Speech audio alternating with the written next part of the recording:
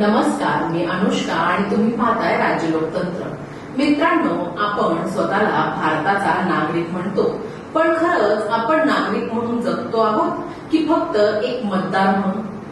हा प्रश्न आज आपण स्वतःलाच विचारण्याची वेळ आहे।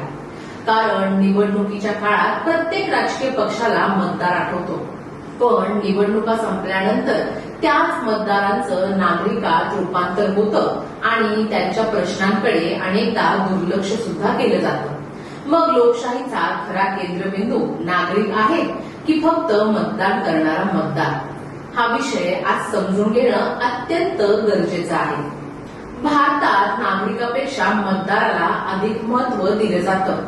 सरकारच्या अनेक योजना, राजकीय घोषणा आणि निवडणुकीपूर्वीची आश्वासनं ही प्रामुख्याने मतदारांना आकर्षित करण्यासाठी असतात। परंतु नागरिक म्हणून आपले अधिकार, कर्तव्य आणि राज्यघटनेने दिलेल्या जबाबदाऱ्यांविषयी समाजात पुरेशी चर्चा होताना दिसत नाही। ही परिस्थिती लोकशाहीसाठी धोक्याची ठरू शकते। भारतीय राज्यघटनेची सुरुवात कुठून होते? आम्ही भारताचे लोक या शब्दांनी होते। लक्षात घ्या, त्यात आम्ही भारताचे मतदार असं लिहिलेलं नाही। याचाच अर्थ देशाचा खरा मालक नागरिक आहे। मतदान हा त्याच्या अनेक अधिकारांपैकी फक्त अजून एक अधिकार आहे। नागरिकत्व म्हणजे केवळ मतदान करण्याचा अधिकार नाही, तर अभिव्यक्ती स्वातंत्र्य, समानता, शिक्षण, माहितीचा अधिकार, न्याय मिळवण्याचा अधिकार आणि सरकारला प्रश्न विचारण्याचा अधिकारही त्यात समाविष्ट आहे। लोकशाहीमध्ये नागरिक हा केंद्रस्थानी असला पाहिजे। मतदार आणि नागरिक यामध्ये मूलभूत फरक आहे। प्रत्येक मतदार हा नागरिक असतो, परंतु प्रत्येक नागरिक हा मतदार असेलच असं नाही। उदाहरणार्थ, 18 वर्षाखालील मुलं, काही विशिष्ट परिस्थितीतील व्यक्ती किंवा मतदानासाठी नोंदणी न झालेली व्यक्ती ही नागरिक असते, पण ती मतदार नसते। तरी सुद्धा त्या व्यक्तीला संविधानाने दिलेले अनेक मूलभूत अधिकार लागू असतात। त्यामुळे लोकशाहीमध्ये केवळ मतदान करणाऱ्या व्यक्तीला महत्त्व देणं आणि इतर नागरिकांकडे दुर्लक्ष करणं योग्य ठरत नाही। आज बऱ्याचदा नागरिकत्वाचा संबंध आधार कार्ड, रेशन कार्ड, मतदार ओळखपत्र किंवा इतर कागदपत्रांशी जोडला जातो, परंतु या प्रत्येक कागदपत्राचा उद्दिष्ट वेगळा आहे। आधार कार्ड हे ओळख पडताळणीसाठी, रेशन कार्ड हे सार्वजनिक वितरण व्यवस्थेसाठी, तर मतदार ओळखपत्र हे फक्त मतदानासाठी आहे। यापैकी कोणतंही एक कागदपत्र स्वतंत्रपणे नागरिकत्व सिद्ध करत नाही। नागरिकत्वाचा निर्णय भारताच्या नागरिकत्व कायद्यानुसार आणि त्यातील तरतुदींनुसार घेतला जातो। त्यामुळे नागरिकत्व आणि ओळखपत्र या दोन वेगळ्या गोष्टी आहेत। हे समजून घेणं पहिलं महत्वाचं आहे।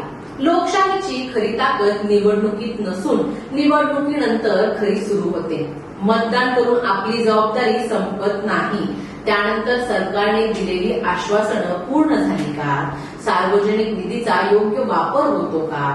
शिक्षण, आरोग्य, रोजगार आणि पायाभूत सुविधा याबाबत सरकारची कामगिरी कशी आहे हे विचारणं ही प्रत्येक नागरिकाची जबाबदारी आहे आणि तीच अधिकार सुद्धा आहे। माहितीच्या अधिकाराचा वापर करणं, सार्वजनिक चर्चेत सहभागी होणं आणि प्रशासनाला उत्तरदायी धरणं हीच सक्रिय नागरिकत्वाची ओळख आहे। आज भारतात अनेकदा निवडणुकांपूर्वी मोफत योजना, आर्थिक मदत, कर्जमाफी किंवा इतर आश्वासनांची घोषणा म्हणजेच मार्केटिंग केली जाते। या योजना आवश्यक असू शकतात, पण त्याच वेळी शिक्षण, आरोग्य, न्याय व्यवस्था, रोजगार निर्मिती, पर्यावरण, स्थानिक स्वराज्य संस्था आणि प्रशासनातील पारदर्शकता यासारख्या दीर्घकालीन प्रश्नांवरही तितकीच चर्चा होणं आवश्यक आहे। कारण लोकशाही केवळ निवडणुका जिंकण्यासाठी नसते, ती चांगलं शासन निर्माण करण्यासाठी असते। एक जागरूक नागरिक हा सरकारचा विरोध नसतो, तर लोकशाहीचा रक्षक असतो। सरकार कोणत्याही पक्षाचे असो, नागरिकाने प्रश्न विचारलेच पाहिजेत, उत्तरांची मागणी केलीच पाहिजे आणि संविधानाने दिलेल्या अधिकारांचा वापर आपण केलाच पाहिजे। कारण प्रश्न विचारणारा समाजच मजबूत लोकशाही घडवतो. शांत बसणारा समाज लोकशाहीला कमकुवत करतो. म्हणूनच आज आपण स्वतःला एक प्रश्न विचारू. आपण 5 वर्षातून एकदा मतदान करणारा मतदार आहोत की दररोज आपल्या अधिकारांसाठी जागरूक राहणारे नागरिक आहोत? यातला फरक समजून घ्या, कारण लोकशाहीची खरी ताकद मत पोटीत नसून जागतिक नागरिकांच्या विचारांसाठी असते. मतदान हा लोकशाहीचा उत्सव आहे, पण जागरूक नागरिकत्व ही लोकशाहीची खरी ओळख आहे. मित्रांनो, तुम्हाला काय वाटतं? तुम्ही नागरिक आहात की फक्त मतदार आहात? आम्हाला कमेंट्समध्ये नक्की कळवा. आणि व्हिडिओ आवडला असेल तर लाईक, शेअर आणि चॅनलला सबस्क्राईब करायला विसरू नका. धन्यवाद. दैनिक राजलोकतंत्र.